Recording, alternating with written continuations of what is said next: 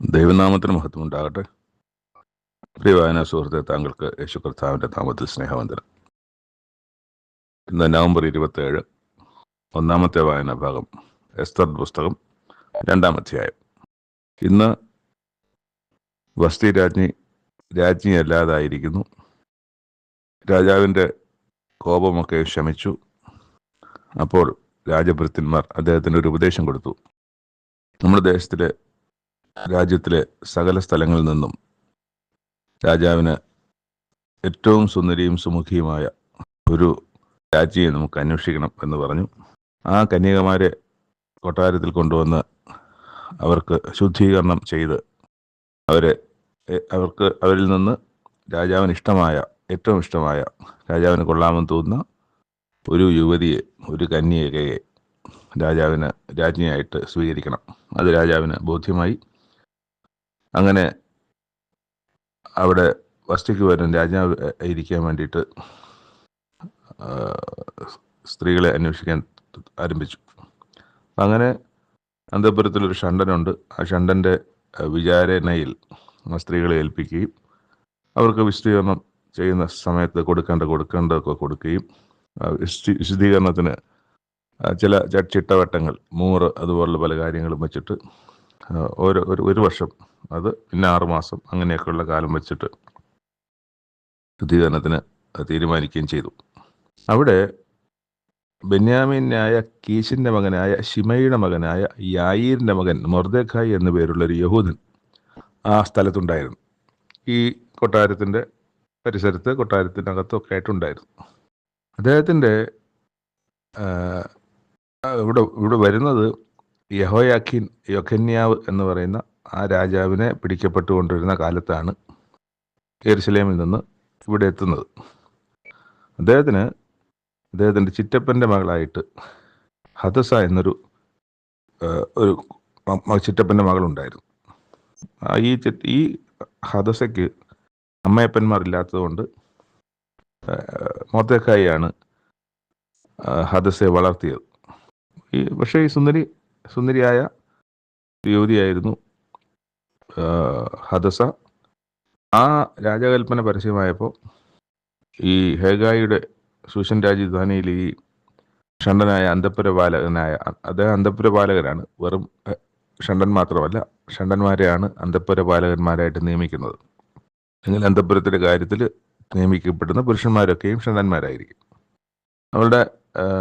അങ്ങനെ ഈ ഹേഗായിയുടെ വിചാരണയിൽ ഏൽപ്പിച്ച കൂട്ടത്തിൽ എസ്തറിനെയും അല്ലെങ്കിൽ ഹദസയെയും ഏൽപ്പിച്ചു. പ്രത്യേകം പറഞ്ഞിരുന്നു, നീ ഒരു യഹൂദയാണ് എന്ന് പറയരുത്.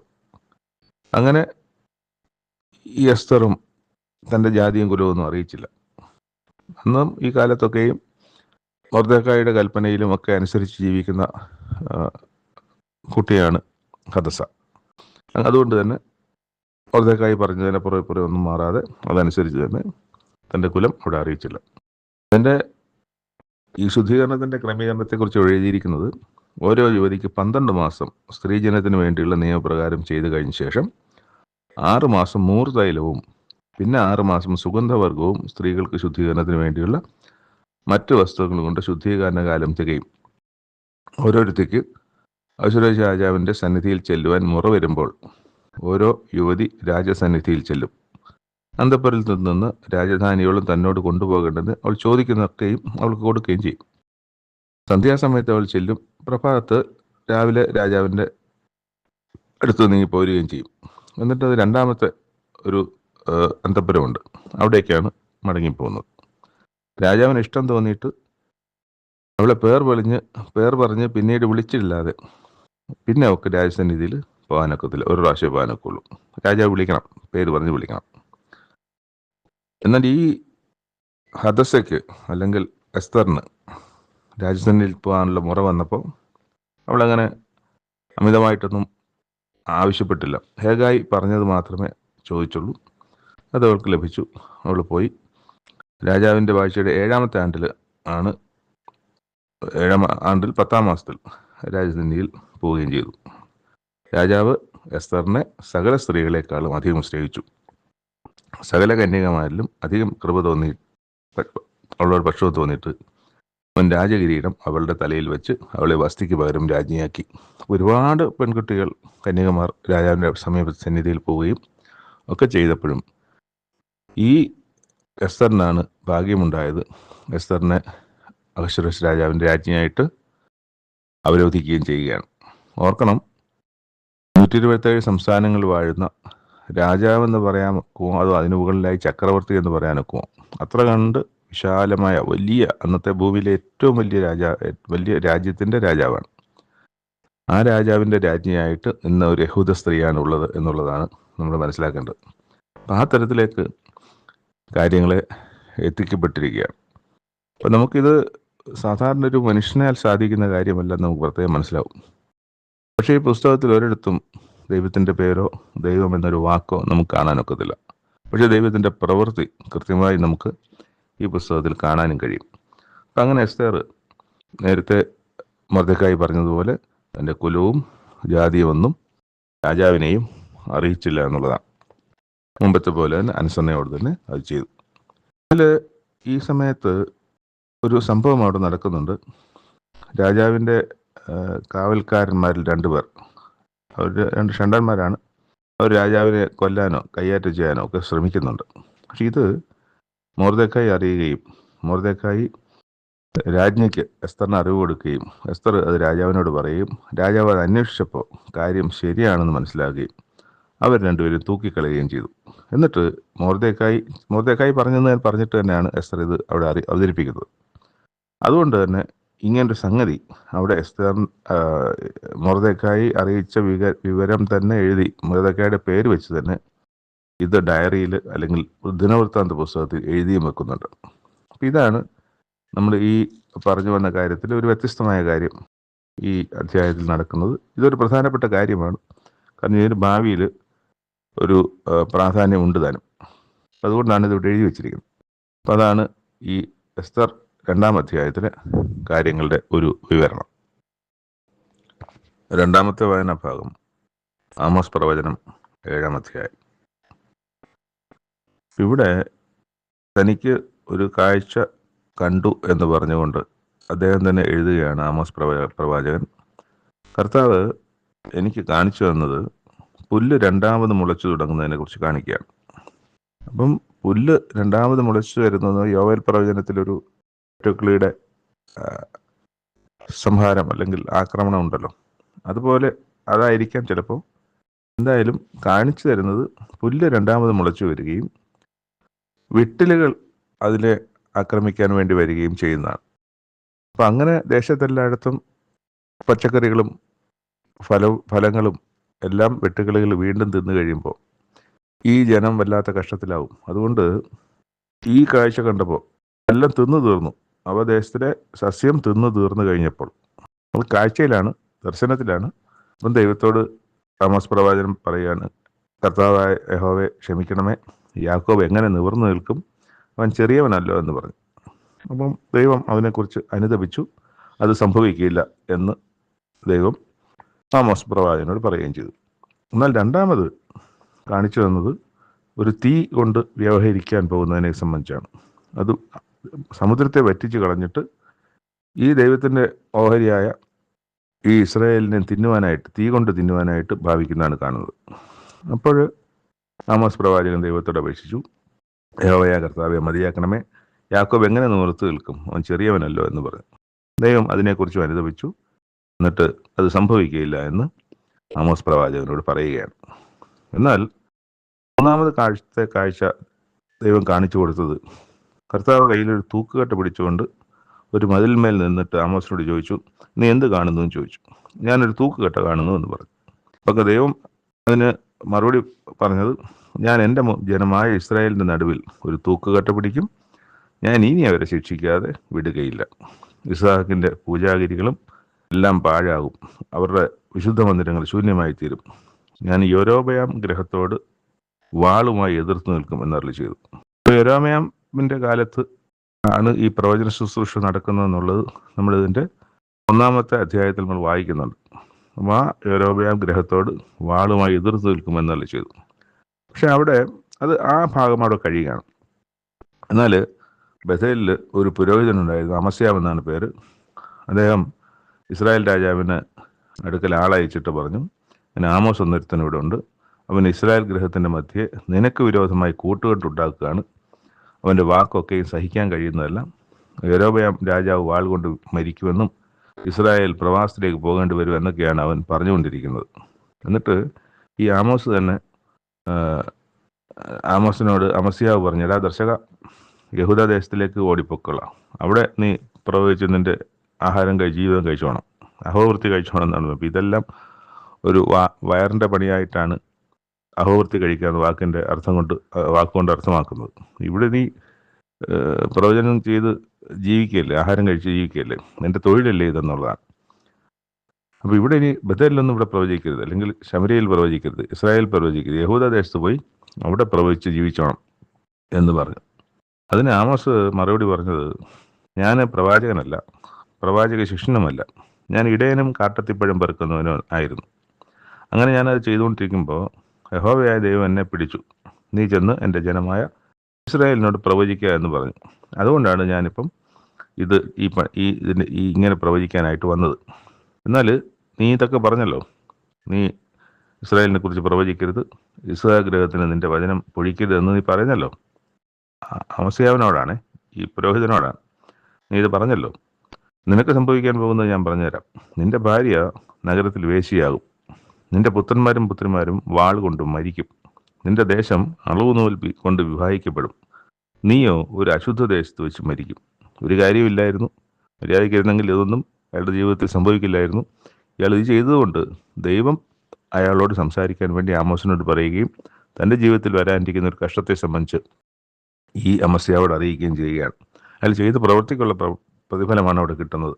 ഭാര്യ വേശ്യയായി തീരുമെന്നും മക്കൾ വാളുകൊണ്ട് മരിക്കും എന്നൊക്കെയും കേൾക്കേണ്ടി വരുന്നൊരവസ്ഥ ഉണ്ടായത്. ഇസ്രായേൽ സ്വദേശം വിട്ട് പ്രവാസത്തിലേക്ക് പോകേണ്ടി വരും. ഈ കാര്യം യാതൊരു മടിയും കൂടാതെ, ഭയം കൂടാതെ, ധൈര്യപൂർവ്വം, പുരോഹിതനാകുമ്പം രാജാവിൻ്റെ തൊട്ടടുത്ത് നിൽക്കുന്ന ഒരാളാണ് പുരോഹിതൻ. ഇയാളോടൊരു കാര്യം പറഞ്ഞാൽ അത് നേരെ രാജാവിൻ്റെ ചെവിയിലെത്തും എന്നുള്ള കാര്യത്തിലും യാതൊരു സംശയമില്ല. അങ്ങനെയിരിക്കെ ധൈര്യത്തോടു കൂടി ഇടയനായിരുന്ന, കാട്ടത്തിപ്പഴ പറക്കി ചെന്ന് ജീവിച്ചിരുന്ന ഒരു സാധാരണ മനുഷ്യനായിരുന്ന ആമോസ് എന്ന യുവാവിനെ ദൈവം വിളിച്ചിട്ട് ഇസ്രായേലിനോട് പോയി പറയാൻ പറയുകയും ദൈവം എന്തായാലും അതിനുള്ള ധൈര്യപ്പെടുത്തിയും അഭിഷേകം ചെയ്തുമാണല്ലോ അയക്കുന്നത്. ആ അഭിഷേകം ഇപ്പോഴും ആമോസിൻ്റെ തലമേലുണ്ട്, ആ ധൈര്യം ആമോസിൻ്റെ ഉണ്ട്. ആ ധൈര്യത്തോടെ തന്നെ ആമോസ് ഒരു ഭയവും കൂടാതെ ഈ കാര്യം ഇസ്രായേലിലെ രാജാവിൻ്റെ തൊട്ടടുത്ത് നിൽക്കുന്ന ഒരു പുരോഹിതനോട് തന്നെ അറിയിക്കുന്നതാണ് നമ്മൾ ഈ അധ്യായത്തിൻ്റെ അവസാനത്തിൽ കാണുന്നത്. മൂന്നാമത്തെ വായനാഭാഗം അപ്പോസ്തലനായ പൗലോസ് തീത്തോസിന് എഴുതിയ ലേഖനം. അതിൽ 3 അധ്യായങ്ങളുണ്ട്. ആ 3 അധ്യായങ്ങളും നമ്മൾക്ക് ഇന്നത്തെ വായനയ്ക്കായിട്ട് ക്രമീകരിച്ചിട്ടുള്ളതാണ്. 1, 2, 3 അധ്യായങ്ങൾ. അത് പൗലോസ് അപ്പോസ്തലനാണ് എഴുതിയെന്നുള്ളതിന് അതിൻ്റെ ആരംഭത്തിൽ തന്നെ അതിന് തെളിവുണ്ട്. തീത്തോസ് ഒരു സുവിശേഷകനോ അല്ലെങ്കിൽ അതുപോലെ ഉത്തരവാദിത്തപ്പെട്ട ഒരു ദൈവവൈതലാണ് അല്ലെങ്കിൽ വിശ്വാസിയാണെന്നുള്ളതിനും തെളിവുണ്ട്. നമുക്ക് ഈ തീത്തോസിനെ ഗലാത്യർക്ക് എഴുതിയ ലേഖനം 2-ാം അധ്യായത്തിൻ്റെ 3-ൽ ഈ തീത്തോസിനെ നമുക്ക് കാണാം, യവനായ തീത്തോസ് എന്ന് പറഞ്ഞിട്ട്. അതുപോലെ നമ്മൾ തൊട്ടു മുമ്പ് വായിച്ച തിമോത്തിയോസിന് എഴുതിയ 2-ാമത്തെ ലേഖനത്തിൻ്റെ 4-10 തീത്തോസ് ദൽമാത്തിക്ക് പോയി എന്ന് പറയുന്ന ഭാഗത്തും ഈ തീത്തോസ് നമുക്ക് കാണാം. ഇപ്പോൾ ഞാൻ ഇവിടെ പൗലോസ് അപ്പോസ്തലൻ എഴുതുന്ന ഈ കത്തിൽ ഞാൻ ക്രേത്തയിൽ നിന്നെ വിട്ടേച്ച് പോകുന്നത്. അപ്പോൾ ക്രേത്തയിലാണ് ഇപ്പോൾ തീത്തോസ് ഉള്ളത്. ക്രേത്ത എന്ന് പറയുന്നത് നമ്മുടെ ബൈബിളിൽ ഒരു ചെറിയ ദ്വീപാണ്. ക്രേത്തയുടെ മറപറ്റി ഓടി എന്നൊക്കെ നമ്മൾ വായിക്കുന്നത്. അപ്പോൾ അത് മെഡിറ്ററേനിയൻ കടലിലെ ഒരു ചെറിയ ദ്വീപാണ്. അപ്പോൾ അതിന് CRETE ക്രീറ്റ് എന്നും അതിനെ നമുക്ക് വായിക്കാൻ പറ്റും ഇംഗ്ലീഷിൽ. ഈ ക്രേത്യർ എന്ന് പറയാറുണ്ട്. ക്രേത്യർ ഇപ്പോൾ ഫെലിസ്തീൻ ദേശത്ത് വന്ന് താമസിക്കുന്ന ഫെലിസ്ത്യർ ഈ ക്രേത്തയിൽ നിന്നുള്ളവരാണ്, ക്രേത്യരാണ് എന്നും ബൈബിളിൽ പരാമർശമുണ്ട്. ഈ ക്രേത്യരെ കുറിച്ച് വേറെയും പരാമർശങ്ങൾ ബൈബിളിൽ നമുക്ക് കാണാം. അപ്പോൾ ഇവിടെ തന്നെ എന്താണ് പറയുന്നത് നമുക്ക് നോക്കാം. ക്രേത്തയിൽ ഞാൻ നിന്നെ വിട്ടേച്ചു പോകുന്നത് ശേഷിച്ച കാര്യങ്ങളെ ക്രമത്തിലാക്കേണ്ടതിനും ഞാൻ നിന്നോട് ആജ്ഞാപിച്ചതുപോലെ പട്ടണം തോറും മൂപ്പന്മാരെ ആക്കി വെക്കേണ്ടതിനും തന്നെ. അങ്ങനെ മൂപ്പന്മാരെ ആക്കി വെക്കണം. പക്ഷേ ആ മൂപ്പന്മാരെങ്ങനെയായിരിക്കണം താഴെ പറയുന്നത്? മൂപ്പന്മാർ കുറ്റമില്ലാത്തവനായിരിക്കണം, ഏകഭാര്യയുള്ളവനായിരിക്കണം, ദുർനടപ്പിൻ്റെ ശ്രുതിയോ അനുസരണക്കേടോ ഇല്ലാത്ത വിശ്വാസികളായ മക്കളുള്ളവരായിരിക്കും. അയാൾ മാത്രം നന്നായ പോലെ അയാളുടെ മക്കളും അത്തരത്തിലുള്ളവരായിരിക്കണം. അധ്യക്ഷൻ ദൈവത്തിൻ്റെ ഗ്രഹവിചാരകനാകയാൽ അനിന്ദ്യനായിരിക്കും. ആർക്കും നിന്ദിക്കപ്പെടുന്നവനായിരിക്കരുത്, തന്നിഷ്ടക്കാരനായിരിക്കരുത്, കോപിയായിരിക്കരുത്, മദ്യപ്രിയനോ തല്ലുകാരനോ ദുർലാഭമോഹിയോ ആയിരിക്കരുത്, അതിഥിപ്രിയനായിരിക്കണം, സൽഗുണപ്രിയനായിരിക്കണം, സുബോധശീലനും നീതിമാനും നിർമ്മലനും ജിതേന്ദ്രിയനും, ഇന്ദ്രിയജയമുള്ളവനും, പഥ്യോപദേശത്താൽ പ്രബോധിപ്പിക്കാനും വിരോധികൾക്ക് ബോധം വരുത്തുവാനും ശക്തനാകേണ്ടതിന് ഉപദേശപ്രകാരമുള്ള വിശ്വാസവചനം മുറുകെ പിടിക്കുന്നവനുമായിരിക്കണം. അപ്പം ഇത് തീത്തോസിന് എഴുതുമ്പോഴും ആണ് എഴുതുന്നതെങ്കിലും തിമോഥെയോസിന് എഴുതിയ ലേഖനത്തിലും ഇത് ആവശ്യമായ കാര്യമാണ്. അവിടെ ഈ തരത്തിലല്ല എഴുതിയിരിക്കുന്നത്, വേറെ രീതിയിലാണ് എഴുതിയിരിക്കുന്നത് മാത്രം. ഇവിടെ കുറച്ചുകൂടെ സ്ട്രോങ് ആയിട്ടാണ് നമുക്ക് വായിക്കാൻ കഴിയുന്നത്. വൃഥാവാചാലന്മാരും മനോവഞ്ചകന്മാരുമായി വഴങ്ങാത്തവരായ പലരും ഉണ്ടല്ലോ, വിശേഷാൽ പരിച്ഛേദനക്കാർ തന്നെ. അവരുടെ വായ അടയ്ക്കേണ്ടതാകുന്നു. അവർ ദുരാദായം വിചാരിച്ച് അരുതാത്ത ഉപദേശിച്ച് കുടുംബങ്ങളെ മുഴുവനും മറിച്ച് കളയുന്നു. അവിടെ ക്രേത്യരെ കുറിച്ച് ഇവിടെ തന്നെയാണ് പറഞ്ഞത്. ക്രേത്യർ സർവദാ അസത്യവാദികളും ദുഷ്ടജന്തുക്കളും മടിയന്മാരുമായ പെരുവയറന്മാരും അത്രയെന്ന് അവരിലൊരു വിദ്വാൻ തന്നെ പറഞ്ഞിരിക്കുന്നു. ഞാൻ പറഞ്ഞതല്ല, നമ്മളാരും പറഞ്ഞതല്ല. ക്രേത്യർ ഇങ്ങനെയൊക്കെയാണെന്ന് അവരിലൊരു വിദ്വാൻ തന്നെ പറഞ്ഞിരിക്കുന്നു എന്നാണ്. ഈ സാക്ഷ്യം നേർ തന്നെയെന്ന് പൗലോസപ്പോസ്തലൻ പറഞ്ഞത്. പൗലോസപ്പോസ്തലൻ്റെ അനുഭവത്തിലും അത് ശരിയാണ് എന്ന് പൗലോസപ്പോസ്തലൻ. അത് നിമിത്തം അവർ വിശ്വാസത്തിൽ ആരോഗ്യമുള്ളവരായി തീരേണ്ടതിനും യഹൂദ കഥകളെയും സത്യം വിട്ടകലുന്ന മനുഷ്യരുടെ കൽപ്പനകളെയും ശ്രദ്ധിക്കാതിരിക്കേണ്ടതിനും അവരെ കഠിനമായി ശാസിക്കാം. അവർ ഈ നേരത്തെ പറഞ്ഞ അസത്യവാദികളും ദുഷ്ടജന്തുക്കളും മടിയന്മാരും പെരുവേറന്മാരും ഒക്കെ ആയിട്ടുള്ള ആൾക്കാരാണ്. അവരിൽ നിന്നാണ് ഈ സത്യവിശ്വാസത്തിലേക്ക് വന്നിരിക്കുന്നത്. അതുകൊണ്ട് ആ സ്വഭാവങ്ങൾ അവർക്ക് ത്യജിക്കാൻ ചിലപ്പം കഴിഞ്ഞെന്ന് വരില്ല. ചിലരൊക്കെ കഴിയുമായിരിക്കും. എന്നാൽ അവരുടെ പൊതു സ്വഭാവം, അവരുടെ രക്തത്തിൽ അലിഞ്ഞു ചേർന്ന് അവരുടെ ജീവിതത്തിൽ വർഷങ്ങളായി തുടർന്ന് വന്നിരുന്ന കാര്യത്തിൽ നിന്ന് വിട്ടുവരാൻ ചിലപ്പോൾ അവർക്ക് കഴിയത്തില്ലായിരിക്കും. പക്ഷെ അവരെ ദൈവത്തിൻ്റെ വചനം സംബന്ധിച്ച് കൃത്യമായി അവരെ ശാസിക്കണം. കഠിനമായി ശാസിക്കാനാണ് പറയുന്നത്. ശുദ്ധിയുള്ളവർക്കെല്ലാം ശുദ്ധം തന്നെ, എന്നാൽ മലിനന്മാർക്കും അവിശ്വാസികൾക്കും ഒന്നും ശുദ്ധമല്ല. അവരുടെ ചിത്തവും മനസ്സാക്ഷിയും മലിനമായി തീർന്നിരിക്കുന്നു. അവർ ദൈവത്തെ അറിയുന്നുവെന്ന് പറയുന്നുവെങ്കിലും പ്രവർത്തികളാൽ അവനെ നിഷേധിക്കുന്നു. അതുകൊണ്ടാണ് ഈ ശാസനയുടെ വിഷയം വരുന്നത്. കഠിനമായി ശാസിക്കാൻ പറയാണ്. അവർ പഴയ രീതികളും കാര്യങ്ങളും സ്വഭാവങ്ങളും വെച്ചുകൊണ്ട് സത്യവിശ്വാസത്തിൽ നിൽക്കാനൊക്കത്തില്ല. അതുകൊണ്ട് അവരുടെ പഴയ ആചാരങ്ങൾ, അനുഷ്ഠാനങ്ങളും അവരുടെ ജീവിത രീതികളും കൊള്ളരുതായ്മകളും ഒക്കെ കളഞ്ഞേ ഒക്കുകയുള്ളൂ എന്നുള്ളത് നീ കഠിനമായി ശാസിക്കണം. നിരന്തരം ശാസിക്കണം. ശാസിച്ച് അവരിൽ നിന്ന് മാറ്റണം എന്ന് തന്നെയാണ് പറയുന്നത്. നീയോ പഥ്യോപദേശത്തിന് ചേരുന്നത് പ്രസ്താവിക്കാം. പിന്നെ വൃദ്ധന്മാരെക്കുറിച്ച് യൗവനക്കാരത്തികളെക്കുറിച്ച് ഒക്കെയും ഉള്ള ഉപദേശങ്ങളുണ്ട്. അവിടെ പായിക്കുന്നതിൻ്റെ കാരണം വിരോധി നമ്മെക്കൊണ്ട് ഒരു തിന്മയും പറയാൻ വകയില്ലാതെ ലജ്ജിക്കേണ്ടതിന് സകലത്തിലും നിന്നെ തന്നെ സൽപ്രവർത്തികൾക്ക് മാതൃകയാക്കി കാണിക്കാം. അപ്പം അവിടെ ഈ പറയുന്ന അവിടെയുള്ള ക്രേത്യരായിട്ടുള്ള വൃദ്ധന്മാർ, യൗവനക്കാരത്തികൾ, ഇവരെ ഒക്കെ എങ്ങനെയായിരിക്കണമെന്ന് പറയാണ്. അപ്പോൾ അവർ വിശ്വാസത്തിൽ വന്നു. അവർ പഴയ ക്രേത്യരായതുകൊണ്ട് ക്രേത്യരുടെ രീതിക്ക് ജീവിക്കാൻ ഒക്കത്തില്ല. അവർ ഇന്ന് അറിഞ്ഞിരിക്കുന്ന പുതിയ വിശ്വാസത്തിൻ്റെ ക്രമീകരണത്തിൽ അവർ വരേണ്ടത് തന്നെയാണ്. അപ്പോൾ അങ്ങനെ വന്നിട്ടുള്ളവർ പഴയതും ഇവനും തമ്മിൽ ഒരു വ്യത്യാസമില്ലല്ലോ എന്ന് ആളുകൾ പറഞ്ഞ് അവരുടെ ആ മോശം സ്വഭാവങ്ങളൊന്നും മാറിയിട്ടില്ലല്ലോ എന്ന് പറഞ്ഞ് ദൈവത്തിന് ദുഷിക്കാനിടയാകരുത്. വിരോധി നമ്മെക്കൊണ്ട് ഒരു തിന്മയും പറയാൻ വകയില്ലാതെ ലജ്ജിക്കേണ്ടതിന്. അപ്പോൾ അവരെയും അതുപോലെ കാണും. നിന്നെ തന്നെ സൽപ്രവർത്തികൾക്ക് മാതൃകയായി കാണിക്കാം. അതാണ് അങ്ങനെയുള്ള സൽപ്രവർത്തികളാൽ അലങ്കരിക്കപ്പെടുവാൻ നീയും നിൻ്റെ അധികാരത്തിൽ അല്ലെങ്കിൽ നിൻ്റെ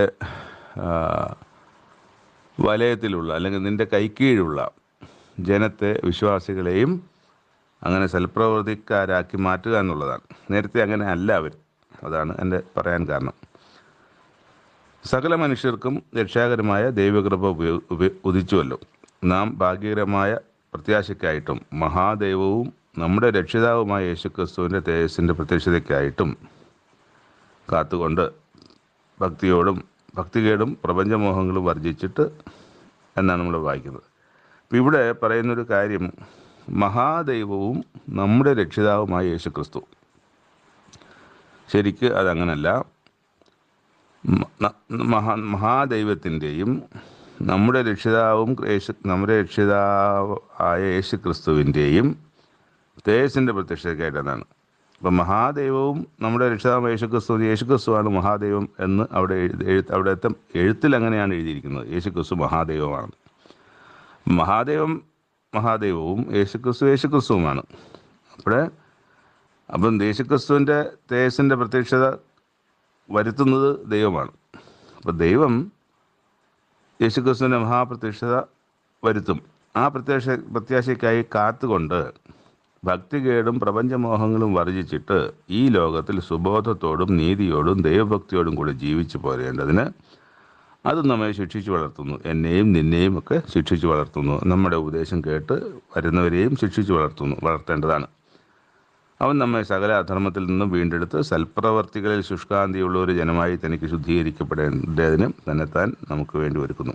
അപ്പോൾ ഈ സൽപ്രവർത്തികൾ എന്ന് പറയുന്നത് വളരെ ഹൈലൈറ്റഡ് ആയിട്ടാണ് ഈ പുസ്തകത്തിൽ കാണുന്നത്. അതുകൊണ്ട് തന്നെ നമ്മൾ വിശ്വാസികളായിരിക്കുന്നവർക്കും സൽപ്രവർത്തികളാൽ നമ്മെ അലങ്കരിക്കപ്പെടേണ്ടതുണ്ട് എന്നുള്ളതും നമ്മൾ ഇതിനകത്തുനിന്ന് മനസ്സിലാക്കേണ്ടതാണ്. അപ്പം നമ്മളും ഇന്നത്തെക്കാളും ബെറ്റർ. അപ്പം കഴിഞ്ഞുപോയി. ഇനി എന്താണ്? കഴിഞ്ഞതിനെ കറക്റ്റ് ചെയ്യാൻ നമുക്ക് ആർക്കും ഒക്കത്തില്ല. ഇന്ന് മുതൽ നമുക്ക് ചെയ്യാൻ കഴിയുന്നത് ഇന്നലത്തെക്കാളും കൂടുതൽ സൽപ്രവർത്തികളാൽ നമുക്ക് അലങ്കരിക്കപ്പെടാം. സൽപ്രവർത്തികൾ നമുക്ക് പ്രവർത്തിക്കുകയും പ്രകടിപ്പിക്കുകയും ആളുകൾ കാണാനും ഇടയാക്കാം. ഇത് പൂർണ്ണ ഗൗരവത്തോടെ പ്രസംഗിക്കുകയും പ്രബോധിക്കുകയും ശാസിക്കുകയും ചെയ്ത എന്നാണ് നമ്മൾ താഴോട്ട് വായിക്കുന്നത്. ഏതാണ്? ഈ സൽപ്രവർത്തികൾ ശുഷ്കാന്തിയുള്ള ഒരു സ്വന്തം ജനമായി വിശുദ്ധീകരിക്കപ്പെടുന്നതിനെ സംബന്ധിച്ച് അതാണ് ഈ സൽപ്രവർത്തികളെ സംബന്ധിച്ചുള്ള ഉപദേശം. 3-ാമത്തെ അധ്യായത്തിലേക്ക് വരുമ്പം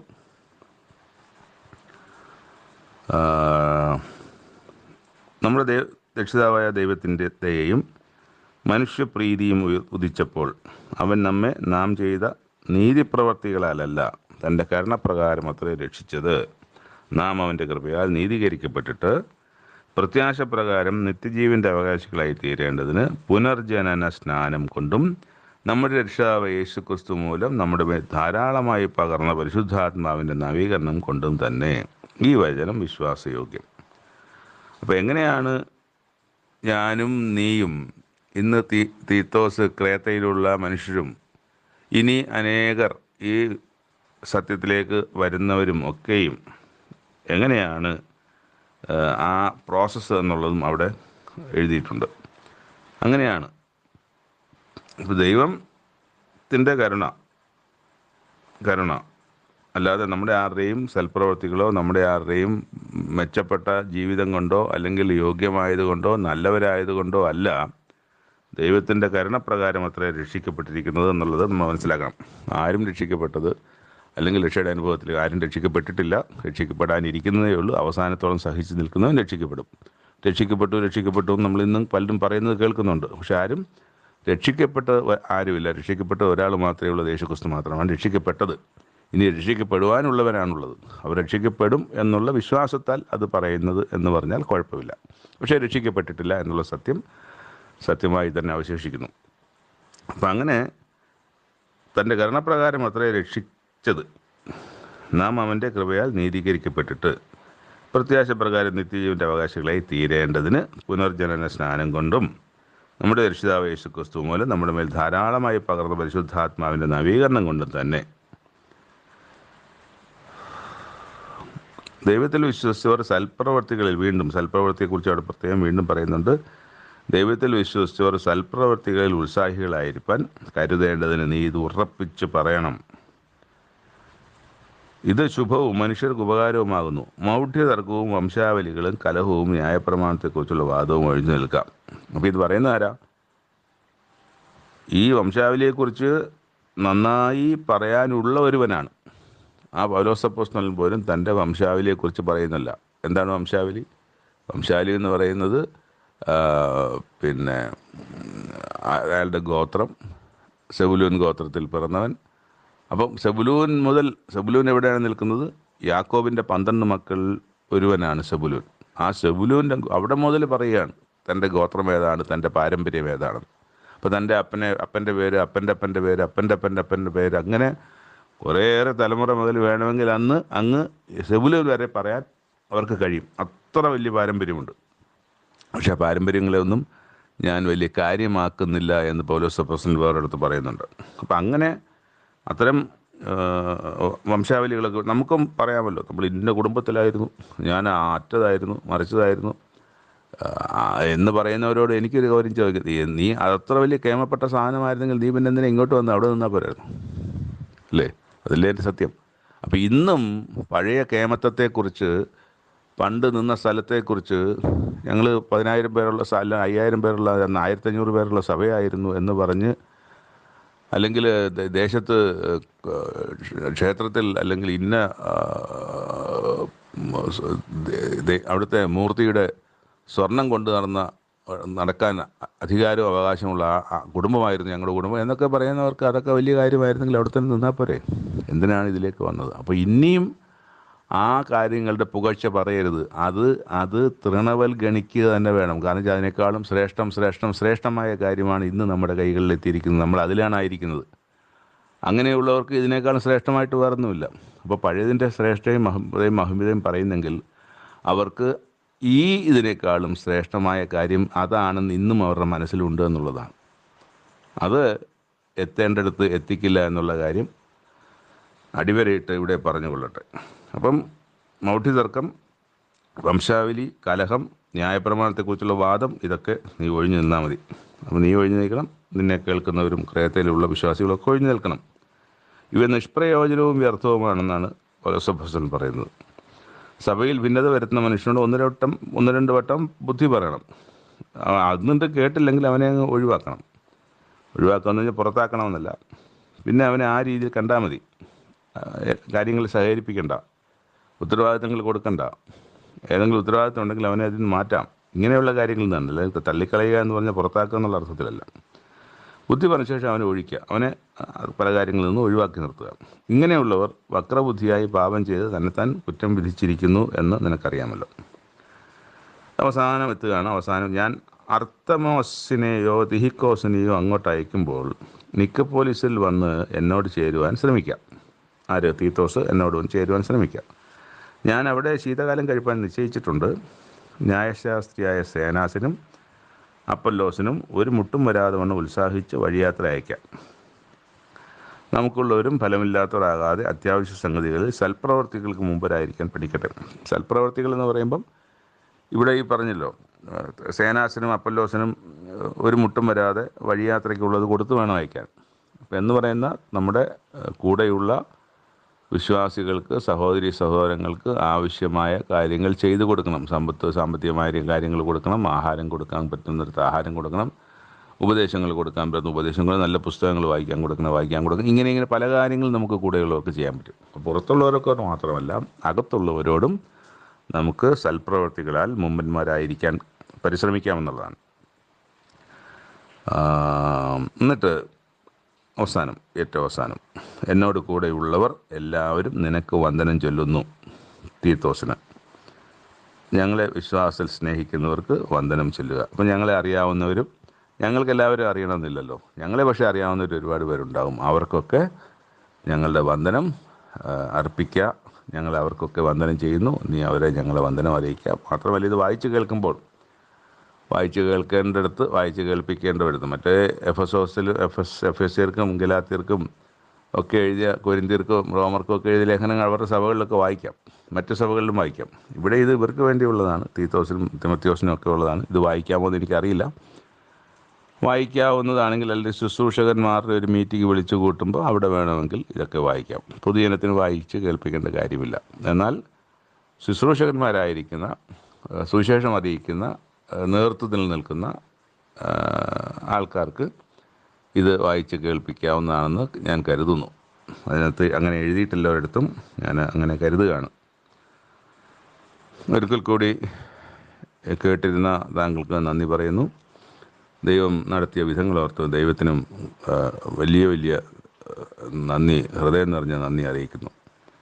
എന്നെയും താങ്കളെയും ഈ വിശ്വാസത്തിലേക്ക് വിളിച്ച ദൈവത്തിന് മഹത്വം.